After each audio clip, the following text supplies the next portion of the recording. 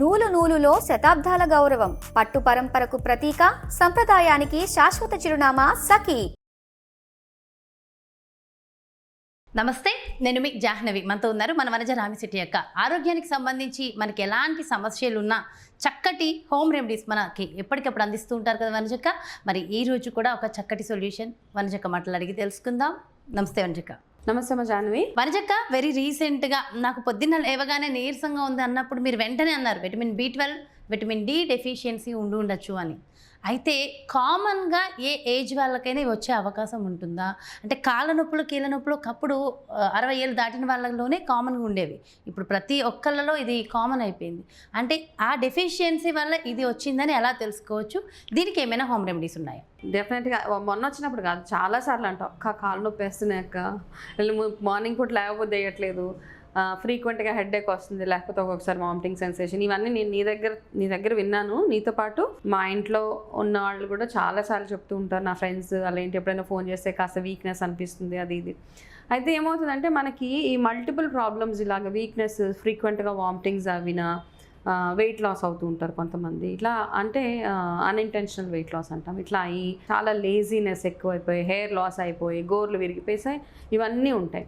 అయితే కామన్గా అందరూ ఏమంటారు, నీకు ఐరన్ డెఫిషియన్సీ ఉంది, నీకు కాల్షియం డెఫిషియన్సీ ఉంది. సో మనం అక్కడి దాకే చూస్తున్నాం అనమాట. ఇవి కాకుండా మన బాడీకి ఇంకా చాలా రకాల విటమిన్స్, చాలా రకాల మినరల్స్, ఇవన్నీ చాలా చాలా అవసరం అనమాట. అయితే మనకి ఎటువంటి విటమిన్ వల్ల ఏది బాగుంటుంది, ఏ ప్రోటీన్ తింటే మనకి, ఇప్పుడు ఫర్ ఎగ్జాంపుల్ కొలాజన్ ఉంటే మన స్కిన్ బాగుంటుంది అంటాం. సేమ్ థింగ్ మన బాడీలో ఇట్లాంటి రకరకాల పెయిన్స్ వచ్చినప్పుడు ఫస్ట్ థింగ్ చాలామంది వెళ్ళి డయాబెటిక్ టెస్ట్ చేయించుకుంటారు.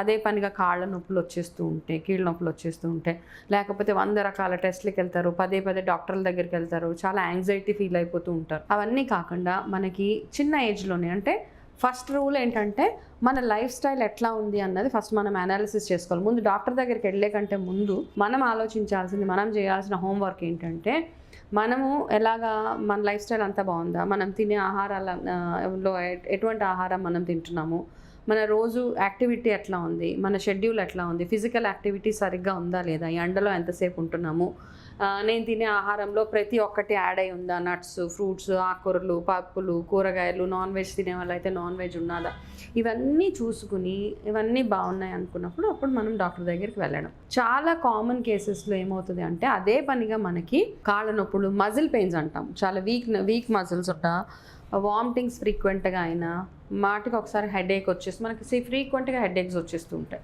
సో ఇట్లా ఇవన్నీ వస్తున్నాయి అంటే దానికి మెయిన్ రీజన్ మన బాడీలో విటమిన్ డెఫిషియన్సీస్ ఉన్నాయి అని అర్థం చేసుకోవాలి మనం.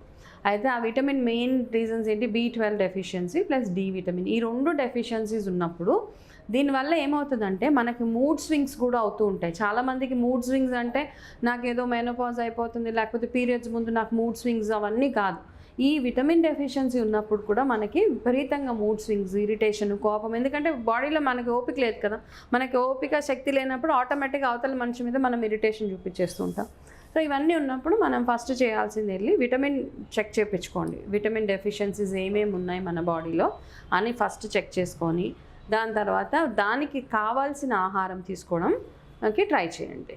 సో జనరల్గా ఏం చేస్తామంటే మనకి ఎక్కువగా B12 మనకి నాన్ వెజ్ తినే వాళ్ళకి B12 డెఫిషియన్సీస్ ఉండవు. చాలామంది మీట్, ఫిష్, ఎగ్ ఇవన్నీ తినే వాళ్ళకి B12 డెఫిషియన్సీస్ ఉండవు.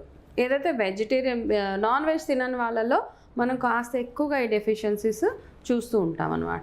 అయితే అక్క, మరి నాన్ వెజ్ తినే వాళ్ళలో మీరు చెప్పారు విటమిన్ B12 పెంచుకోవడం కోసం ఏం చేయాలి, మరి వెజిటేరియన్స్లో మరి విటమిన్ B12 పెంచుకోవాలంటే ఏం చేయాలి?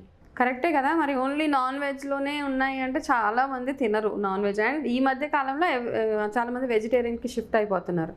అయితే వెజిటేరియన్లో కూడా చాలా చాలా B12 ఉన్న ఫుడ్స్ చాలా ఉన్నాయి.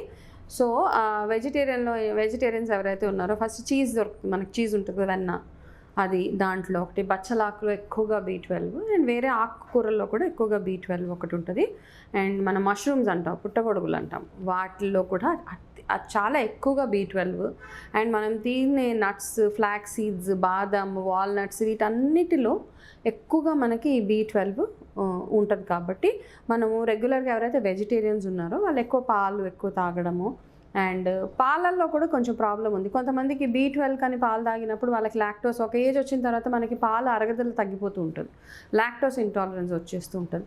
సో అట్లాంటప్పుడు ఏం చేస్తారంటే పాలకు బదులుగా నేను చెప్పిన బచ్చలాకు రెగ్యులర్గా తీసుకోవడము, మెంతాకు రెగ్యులర్గా తీసుకోవడము, ఆకుకూరలు అన్నీ మెయిన్ ఇంపార్టెంట్గా బచ్చలాకు ఒకటి, బీట్రూట్ ఒకటి, దాంతోపాటు మనకు వాల్నట్స్ ఒకటి, మష్రూమ్ ఒకటి, ఇవన్నీ రెగ్యులర్గా మీరు తినే అంటే వారంలో అట్లీస్ట్ ఈ 4-5 ఐటమ్స్, అరటిపళ్ళు ఒకటి, ఇవన్నీ మీరు రెగ్యులర్గా తినేటట్టు చూసుకుంటే కనుక, అంటే రెగ్యులర్గా ఉండాలి. మనము ఒకరోజు తినగానే మనకి B12 వచ్చేస్తుందా అంటే అలా రాదు కదా. కాబట్టి మీరు మార్నింగ్ తినే మీల్ మంచి హోల్సమ్గా తినండి. చాలామంది ఏంటంటే తినే దగ్గర చాలా కక్కుర్తిగా తింటూ ఉంటారు, ఎందుకో లావ్ అయిపోతాం లేకపోతే ఏదో అయిపోతుంది అరగదు, అలా కాదు. మీరు మంచి పుష్టిగా తినండి. కానీ తినే దగ్గర రూల్ ఏంటి అంటే మనం పెట్టుకునే ప్లేట్లో ప్రతి ఒక్కటి ఉండాలి.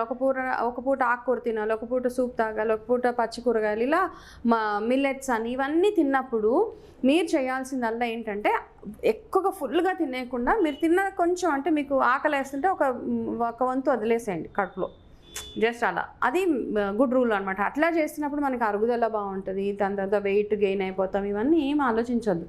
చక్కగా మన పద్ధతుల ప్రకారం, మీ ఇంటి పద్ధతుల ప్రకారం ఏవైతే పాత రాజుల నుంచి ఏవైతే తింటున్నారో అవన్నీ తింటూ మీ ఆహారంలో ఇవన్నీ యాడ్ చేయాలి. కొంతమంది ఓన్లీ రోజు చారు లేకపోతే బంగాళదుంప మాత్రమే, చాలామంది పిల్లలు కూడా, లేకపోతే ఒక ఆమ్లెట్, ఒక చారు, లేకపోతే ఒక పప్పు, లేకపోతే ఇంకొకటి ఏదో తింటుంటారు. అట్లా కదా, అట్లీస్ట్ 2 రకాల కూరలు, కాస్త మజ్జిగ కానీ ఇలాంటివన్నీ యాడ్ చేసుకుంటూ ఉంటే మనకి రెగ్యులర్గా వచ్చే ఈ విటమిన్ డెఫిషియన్సీస్ అవి రాకుండా ఉంటాయి. అండ్ డి విటమిన్ డెఫిషియన్సీ కూడా చాలామందికి తెలుసు, ఎక్కువసేపు ఎండలో ఉండి మనం యాక్టివిటీ అంటే ఎండలో నడవడం, ఎండలో వెళ్ళి కూర్చోవడం ఒకటే కాదు, ఎండలో వెళ్ళి నడవడము, కాస్త ఎక్సర్సైజ్ చేయడం, ఇట్లాంటివన్నీ చేస్తూ ఉంటే. అండ్ మోస్ట్ ఇంపార్టెంట్గా చాలామంది అరటిపండు తినడానికి ఆలోచిస్తూ ఉంటారు.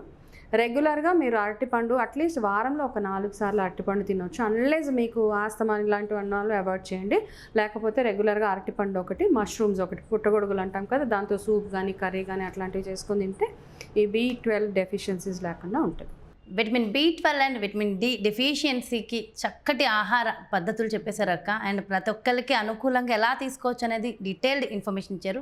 థ్యాంక్ యూ సో మచ్ మంచిగా. నమస్తే. ఎస్, చూసారు కదండి, మరి ఇది చక్కగా అంటే ఇలాంటి ఆహారం తీసుకుంటే ఎలాంటి విటమిన్ డెఫిషియన్సీ లేకుండా మన ఆరోగ్యాన్ని మనం సంరక్షించుకోవచ్చు అంటూ ఎంతో చక్కటి ఇన్ఫర్మేషన్ అందించారు కదా. మరో ప్రత్యేకమైన కార్యక్రమంతో మళ్ళీ మీ ముందుకు చేస్తాను. నమస్తే.